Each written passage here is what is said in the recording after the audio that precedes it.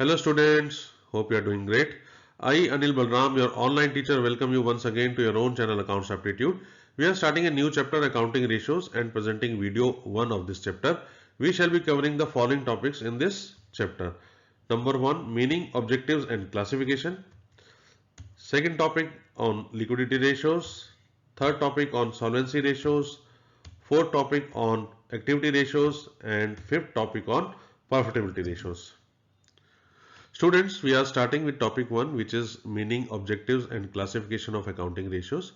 In this topic, we will discuss about meaning and definition of ratios, accounting ratios, ratio analysis and expression of ratios.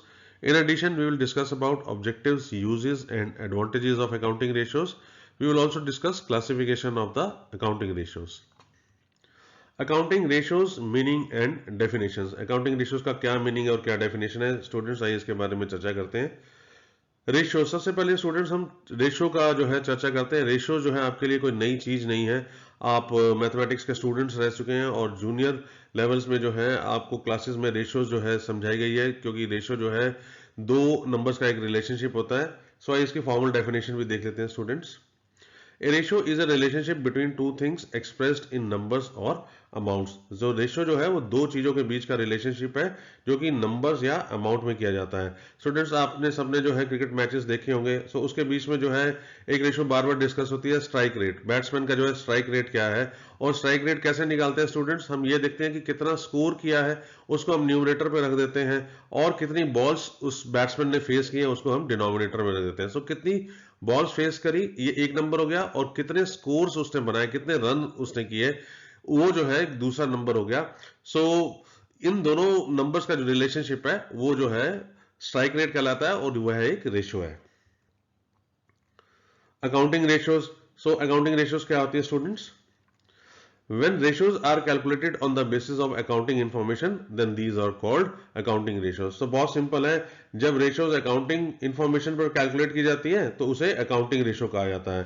हम एक example लेते हैं कि suppose कर लीजिए profit को हम कंपेयर कर रहे हैं सेल्स के साथ कि हमने जो है कितना परसेंटेज प्रॉफिट कमाया एक साल के बीच में ऑन आवर सेल्स. तो यह एक अकाउंटिंग रेशियो कहलाएगी क्योंकि ये अकाउंटिंग इंफॉर्मेशन दो अकाउंटिंग नंबर्स जो कि प्रॉफिट अर्न और कितनी सेल करी उसके बेसिस पे है. इसी तरीके से स्टूडेंट्स हम ये कैलकुलेट कर सकते हैं कि करंट एसेट्स और करंट लायबिलिटीज का क्या रिलेशनशिप है. मे भी हम ये देख सकते हैं कि करंट एसेट जो है करंट लायबिलिटीज की कितनी गुना है. सो यह एक रेशियो बन गई जो अकाउंटिंग इंफॉर्मेशन के बेसिस पे निकाली गई है. या हम ये भी देख सकते हैं कि जो कंपनी ने लोन लिए हुए हैं वो टोटल जो ओनर्स इक्विटी के क्या रेशियो में है. जो loans taken divided by owners equity करते हैं तो यह भी एक रेशियो निकल के आ जाती है on the basis of accounting information. Ratios analysis. It is a technique of analysis of financial statements to conduct a qualitative analysis of information in a company's financial statements. So ratio analysis किसी company के financial statement के analysis का एक तकनीक है जो कि financial statement में प्रोवाइड की गई इंफॉर्मेशन का क्वालिटेटिव एनालिसिस है. स्टूडेंट्स, अकाउंटिंग रेशियो जो होती है ना वो फाइनेंशियल स्टेटमेंट एनालिसिस का एक इंपॉर्टेंट टूल होता है. रेशियो जो है अकाउंटिंग डेटा को एक समराइज्ड फॉर्म में और एक इफेक्टिव तरीके से प्रेजेंट करने में हमें हेल्प भी करता है. Expression of accounting ratios. अब अकाउंटिंग रेशियोज को चार तरीके से एक्सप्रेस किया जाता है. Pure ratio like 2:1. All liquidity and solvency ratios are expressed in pure form. So pure ratio 2:1 इस तरीके से जो है एक्सप्रेस की जाती है अकाउंटिंग रेशियो. जितनी भी लिक्विडिटी और सॉल्वेंसी रेशियोज हैं इसको हम आगे पढ़ेंगे स्टूडेंट्स. लिक्विडिटी और सॉल्वेंसी रेशियोज क्या होती हैं वो सारी की सारी जो है प्योर फॉर्म में ही एक्सप्रेस की जाती हैं. Second, percentage like 15%. All profitability ratios are expressed in percentage form. जितनी भी प्रॉफिटेबिलिटी रेशियोज है, मेरा ग्रॉस प्रॉफिट रेशियो क्या है, मेरा नेट प्रॉफिट रेशियो क्या है, मेरा ऑपरेटिंग प्रॉफिट रेशियो क्या है या मेरी ऑपरेटिंग रेशियोज क्या है. सो इनको जो है परसेंटेज के फॉर्म में एक्सप्रेस किया जाता है. फॉर एग्जांपल हम बोलते हैं कि हम कंपनी ने 20% ग्रॉस प्रॉफिट कमाया या 15% नेट प्रॉफिट कमाया. सो ये क्या है, ये प्रॉफिटेबिलिटी रेशियो है जिसको जो है परसेंटेज के फॉर्म में जो है व्यक्त किया जाता है. थर्ड, टाइम, रेट और number like 4 times. All turnover ratios and interest coverage ratios are presented in this form. Times rate या नंबर, हम बोलते हैं कि ये इसका जो है 4 गुना है, 5 गुना है, 2 गुना है, मतलब कितने टाइम्स है। जितनी भी टर्नओवर रेशियो हम निकालेंगे स्टूडेंट्स, या जो इंटरेस्ट कवरेज रेशियो निकालेंगे, वो जो है टाइम्स के फॉर्म में ही, कि ये किसका कितना गुना है, ये इस फॉर्म में ही एक्सप्रेस किया जाएगा। फोर्थ जो है फ्रैक्शन, लाइक 3/4। सो ये बहुत सिंपल है कि जो भी फ्रैक्शन के फॉर्म में जो है हम एक्सप्रेस करेंगे रेशियोज को, तो ये भी एक तरीका है of expressing the accounting ratios. Accounting ratios, objectives, uses और एडवांटेजेस। स्टूडेंट्स, अभी हमने अकाउंटिंग रेशियो को तो डिफाइन कर लिया कि ये जो है दो नंबर्स के बीच में कंपैरिजन है, जो कि फाइनेंशियल स्टेटमेंट्स में जो अकाउंटिंग इंफॉर्मेशन दी जाती है उसको यूज करके जो है निकाली जाती है। लेकिन इसके ऑब्जेक्टिव क्या क्या उद्देश्य है, इसका क्या यूज है या क्या इसका फायदा है, स्टूडेंट्स आइए इसको एक एक करके डिस्कस करते हैं। Simplify complex figures and establish relationships. ये जो अकाउंटिंग रेशियोज हैं, ये जो है कॉम्प्लेक्स फिगर्स को जो है सिंप्लीफाई कर देती है और उनके बीच में कोई रिलेशनशिप है उसको जो है एस्टेब्लिश करके हमें बताती है। Ratios helps in simplifying the complex accounting figures and bring out their relationships. Ratios जो है कॉम्प्लेक्स अकाउंटिंग नंबर्स को सिंप्लीफाई करने और उनके आपसी रिलेशनशिप को सामने लाने में मदद करते हैं। एक एग्जांपल लेते हैं स्टूडेंट्स के, मान लीजिए मैंने आपको एक नंबर बताया trade receivables, right. So trade receivables जो है एक स्टैंड अलोन नंबर है। मैंने आपको बता दिया कि एक कंपनी के जो है ट्रेड रिसीवेबल्स हैं 5 करोड़ रुपए। इससे आपको क्या समझ में आया? आपको कुछ समझ में नहीं आया। सो जब मैं ट्रेड रिसीवेबल्स और क्रेडिट सेल्स के बीच का रिलेशनशिप जो है एस्टेब्लिश करने की कोशिश करता हूं, तो जो है इन दोनों नंबर्स को यूज करके हम क्रेडिट पीरियड निकाल सकते हैं। और ये जो क्रेडिट पीरियड है, ये एक इंपॉर्टेंट नंबर है और ये हमें क्या बताता है कि हमारे डेटर्स ऑन एवरेज कितने डेज में कलेक्ट हो रहे हैं। सो स्टूडेंट्स, जो रेशियोज को यूज करके जो है हम एक मीनिंगफुल इंफॉर्मेशन निकाल सकते हैं अकाउंटिंग इंफॉर्मेशन का, जो कि स्टैंड अलोन बेसिस पे केवल एक सिंप्लीफाई नंबर ही है जो कुछ सिग्निफाई नहीं करता। They help summarize the financial information effectively and assess the managerial efficiency, firm's creditworthiness, earning capacity, etc. So students, ratio जो है वो फाइनेंशियल इंफॉर्मेशन को इफेक्टिव तरीके से समराइज करने में, और मैनेजमेंट कितनी एफिशिएंट है, कंपनी की क्रेडिट वर्दीनेस या मतलब कितना वो लोन जुगाड़ कर सकती है, और उसकी अर्निंग पावर को जो है असेस करने में मदद करता है। Various comparisons. Ratios help comparison with certain benchmark to assess as to whether firm's performance is better or otherwise. Ratio जो है कुछ benchmark के साथ कंपैरिजन करने में हमें मदद करती है, ताकि ये एनालिसिस हम कर सकें कि कंपनी की परफॉर्मेंस अच्छी है या बेकार है। For this purpose, the profitability, liquidity, solvency, etc. of a business may be compared. इस पर्पस के लिए हम क्या करेंगे, या तो प्रॉफिटेबिलिटी या लिक्विडिटी या सॉल्वेंसी जो रेशियोज हैं बिजनेस की, उसको हम कंपेयर कर सकते हैं। कंपेयर कैसे कर सकते हैं? 3 तरीके से स्टूडेंट्स कंपेयर कर सकते हैं। आइए उनको डिस्कस करते हैं एक एक करके। Over A number of accounting periods with itself, intra firm comparison और टाइम सीरीज एनालिसिस। हम क्या कर सकते हैं कि हम एक पर्टिकुलर अकाउंटिंग पीरियड की, एक पर्टिकुलर अकाउंटिंग ईयर की रेशियोज निकाल सकते हैं और उसे जो है पिछले फाइनेंशियल ईयर या उससे पिछले फाइनेंशियल ईयर से कंपेयर कर सकते हैं, और हम ये देख सकते हैं कि क्या फर्म ने जो है कुछ इंप्रूवमेंट करी है या उसकी परफॉर्मेंस जो है और बेकार हो गई है। सो फर्म के अंदर ही, मतलब वेरियस अकाउंटिंग ईयर्स में जो है हम कंपेयर कर सकते हैं इन रेशियोज को। With other business enterprises, inter firm comparisons और क्रॉस सेक्शनल एनालिसिस। हम रेशियोज को क्या कर सकते हैं, दूसरे बिजनेस एंटरप्राइजेस के साथ भी जो है कंपेयर कर सकते हैं। मान लीजिए स्टूडेंट्स, हम 2 एफएमसीजी कंपनीज की बात करते हैं, डाबर और हमदर्द की, दोनों का सेम बिजनेस है। या जो है हम बात करते हैं पेप्सी की या कोला की, या हम बात कर सकते हैं जैसे हिंदुस्तान लीवर की या आईटीसी की। सो ये स्टूडेंट्स, ये सारे एफएमसीजी टाइप कंपनीज हैं। सो ये आपस में जो इनकी रेशियो निकल के आ रही है विद द फाइनेंशियल इंफॉर्मेशन, ये दूसरी अपने कॉम्पिटिटर से या दूसरी फर्म्स के साथ जो है कंपेयर कर सकते हैं। कि जैसे मैं देख सकता हूं, हाइपोथेटिकली स्टूडेंट्स कह रहा हूं मैं ये, कि सपोज कर लीजिए मैं जो है 30% प्रॉफिट कमा रहा हूं, तो क्या मेरा कॉम्पिटिटर कितना % प्रॉफिट कमा रहा है? क्या वो 25% कमा रहा है, वो 35% कमा रहा है, या वो भी 30% कमा रहा है। सो इससे जो है मैं अपनी परफॉर्मेंस को जो है दूसरे फर्म की परफॉर्मेंस जो कि सिमिलर इंडस्ट्री में उसके साथ जो है मैं कंपेयर कर सकता हूं। या मैं ये देख सकता हूं कि मेरी करंट रेशो क्या है, current assets versus current liabilities जो है मेरी क्या चल रही है। या मैं ये देख सकता हूं कि मेरी जो है कितनी जो है मैंने लोन्स उठाए हुए हैं in comparison to the equity.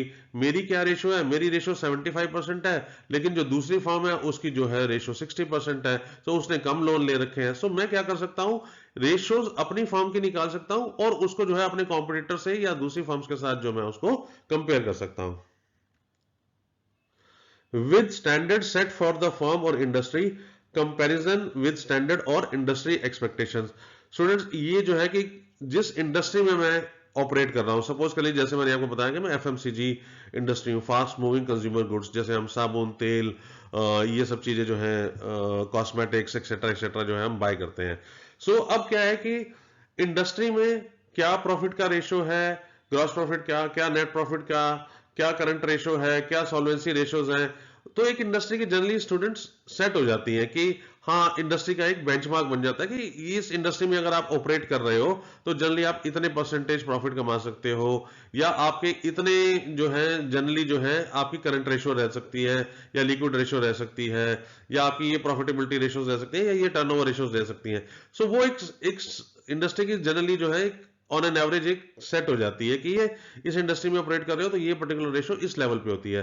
सो आप क्या करोगे, अपनी जो रेशोज हैं, अपनी फर्म की जो रेशोज हैं, जो इंडस्ट्री के जो स्टैंडर्ड्स हैं उसके साथ कंपेयर कर सकते हैं और ये देख सकते हैं कि हमारी पोजीशन जो है इंडस्ट्री से बेहतर है या बेकार है। Accounting ratios, objectives, uses and advantages. Students continue करते हैं। Helps to understand the efficacy of decisions. जो भी डिसीजन लिए गए हैं उनकी इंपैक्ट को समझने में मदद करता है ratio analysis. The ratio analysis helps you to understand whether the business firm has taken the right kind of operating, investing and financing decision. It indicates how far they have helped in improving the performance. जो ratio analysis है हमको यह समझने में मदद करता है कि ऑर्गेनाइजेशन ने ऑपरेटिंग, फाइनेंशियल और इन्वेस्टमेंट डिसीजन सही प्रकार से लिए हैं या नहीं लिए हैं। इससे यह भी पता चलता है कि इन्होंने ऑर्गेनाइजेशन की परफॉर्मेंस को इंप्रूव करने के लिए कितनी मदद की है। आइडेंटिफिकेशन ऑफ प्रॉब्लम एरियाज को आइडेंटिफाई करने में भी रेशो एनालिसिस हेल्प करता है। Ratios helps business in identifying the problem areas as well as the bright areas of the business. Problem areas would need more attention and bright areas will need polishing to get better results. So students, ratio जो है business की problem area या bright area को पहचानने में मदद करती है। सो इसका फायदा ये होता है कि प्रॉब्लम एरियाज के ऊपर ज्यादा ध्यान देने की जरूरत होगी और बेहतर रिजल्ट्स पाने के लिए ब्राइट एरिया को जो है और कंसंट्रेट किया जाएगा या उसको चमकाने की जरूरत होगी। सो स्टूडेंट्स, एग्जांपल लेते हैं कि सपोज कर लीजिए हमने रेशो एनालिसिस का यूज करते हुए हमने जो क्रेडिट पीरियड निकाला और क्रेडिट पीरियड हमें पता लगा कि हमारा फॉर्म का जो है 120 डेज है। सो ये तो बहुत ज्यादा है कि जो भी मैंने सेल करी वो जो है 4 महीने के बाद जो है ऑन एन एवरेज मुझे उसका पैसा मिल रहा है। सो एक ये प्रॉब्लम एरिया जो है हमारे को ये आइडेंटिफाई हो गई। सो अब इस प्रॉब्लम एरिया को जो है इसके ऊपर हम काम करेंगे।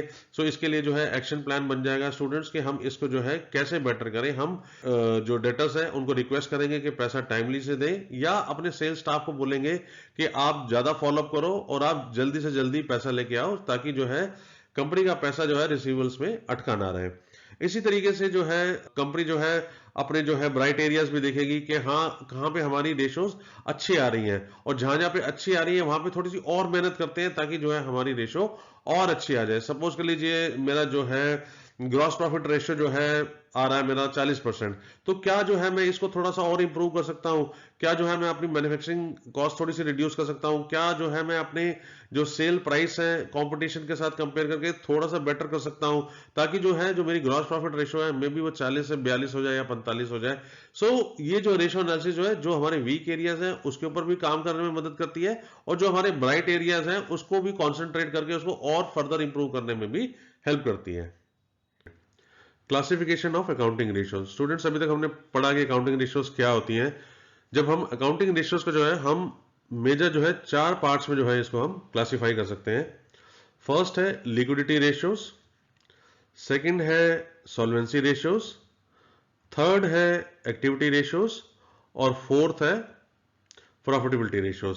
स्टूडेंट्स, अगर हम लिक्विडिटी रेशियो की बात करें, सो लिक्विडिटी रेशियो जो है वो कंपनी के शॉर्ट टर्म ऑब्लिगेशंस को पे करने की एबिलिटी को बताता है। और अगर हम सॉल्वेंसी रेशियो की बात करें तो ये कंपनी के लॉन्ग टर्म एब्लिगेशंस को पे करने की एबिलिटी को बताता है। एक्टिविटी रेशियोज की बात करें तो ये बताता है कि how efficiently and effectively company जो है अपने रिसोर्सेज को यूज कर रही है। और उसके बाद अगर हम बात करें प्रॉफिटेबिलिटी रेशियोज की, सो ये जो है कंपनी की प्रॉफिटेबिलिटी को जो है मेजर करती है और ये ओवरऑल एफिशिएंसी को जो है वो बताती है। आगे स्टूडेंट्स हम बात करते हैं कि लिक्विडिटी रेशियो जो है वो दो प्रकार की होती हैं। पहली जो है करंट रेशियो।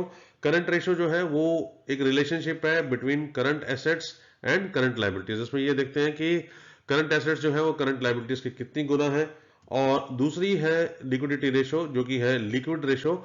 ये जो कंपनी के लिक्विड एसेट्स हैं उसका कंपैरिजन है with the current liabilities. Students आगे बढ़ते हैं सॉल्वेंसी रेशियोज पे। सो सॉल्वेंसी रेशियो जो है चार प्रकार की होती हैं, एक एक करके उसको डिस्कस करते हैं। पहली जो है डेट इक्विटी रेशियो होती है। स्टूडेंट्स ये जो है जो कंपनी जितने लोन लिए हुए हैं इसको जो है ओनर्स इक्विटी या शेयर होल्डर फंड्स के साथ कंपेयर किया जाता है। दूसरी है total assets to debt ratio. Students इस रेशियो में जो है टोटल एसेट्स को जो है लोन्स के साथ जो है कंपेयर किया जाता है।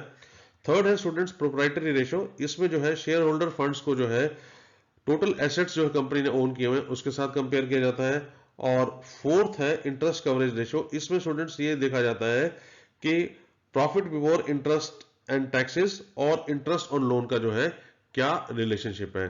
स्टूडेंट्स आगे बढ़ते हैं एक्टिविटी रेशियोज में। एक्टिविटी रेशियोज भी चार तरीके की होती हैं, एक एक करके डिस्कस करते हैं। सबसे पहले है इन्वेंट्री टर्नओवर रेशियो। इसमें स्टूडेंट्स जो कंपनी की कॉस्ट ऑफ गुड्स सोल्ड है उसको एवरेज इन्वेंट्री के साथ जो है कंपेयर किया जाता है। Trade receivables turnover ratio. इसमें स्टूडेंट्स क्रेडिट सेल को जो है एवरेज रिसीवेबल्स के साथ कंपेयर किया जाता है और साथ ही साथ क्रेडिट पीरियड भी जो है इस रेशियो के साथ निकाला जा सकता है। थर्ड रेशियो है स्टूडेंट्स ट्रेड पेबल रेशियो। इसके बीच में जो है जो क्रेडिट परचेजेस हैं उसको एवरेज क्रेडिटर्स के साथ जो है कंपेयर किया जाता है।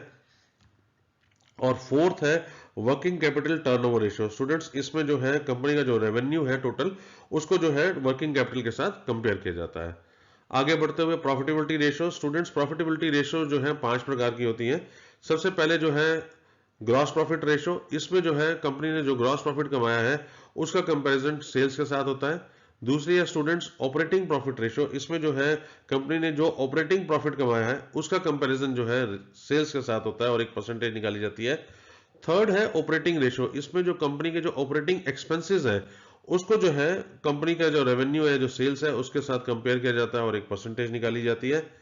चौथी है स्टूडेंट्स नेट प्रॉफिट रेशियो। इसके बीच में जो कंपनी ने जो नेट प्रॉफिट कमाया है उसको जो है रेवेन्यू या सेल्स के साथ जो कंपेयर किया जाता है ये भी एक परसेंटेज फॉर्म में निकाली जाती है। और लास्ट है और सबसे इंपॉर्टेंट रिटर्न ऑन इन्वेस्टमेंट। इसमें स्टूडेंट्स ये देखा जाता है कि कंपनी ने जो भी प्रॉफिट कमाया है before interest tax and dividend उसका जो है कंपैरिजन जो है कैपिटल एम्प्लॉयड जो है फॉर्म में जो ऑर्गेनाइजेशन में उसके साथ जो है कितनी रिटर्न कमाई जा रही है। सो ये स्टूडेंट्स एक ओवरव्यू था ऑन द अकाउंटिंग रेशियोज। इसमें जो है सब्सिक्वेंट चैप्टर में हम एक एक क्लासिफिकेशन जो है लिक्विडिटी, फिर उसमें सारे टाइप्स, सॉल्वेंसी उसके सारे टाइप्स, एक्टिविटी उसके सारे टाइप्स और प्रॉफिटेबिलिटी उसके सारे टाइप्स, एक एक करके जो है टॉपिक बाय टॉपिक स्टूडेंट्स हम इसको डिस्कस करेंगे in the subsequent topics. Students, thanks for watching this video. Please press the like button if you found the video informative and subscribe to your channel Accounts Aptitude. In case you need more information on any topic, please comment below. Further, we request you to share this video with your friends so that they can also enhance their knowledge watching this video. Please do visit our website www.accountsaptitude.com to get study notes, past year questions and solutions. You can also email us at info@accountsaptitude.com. Take care and goodbye.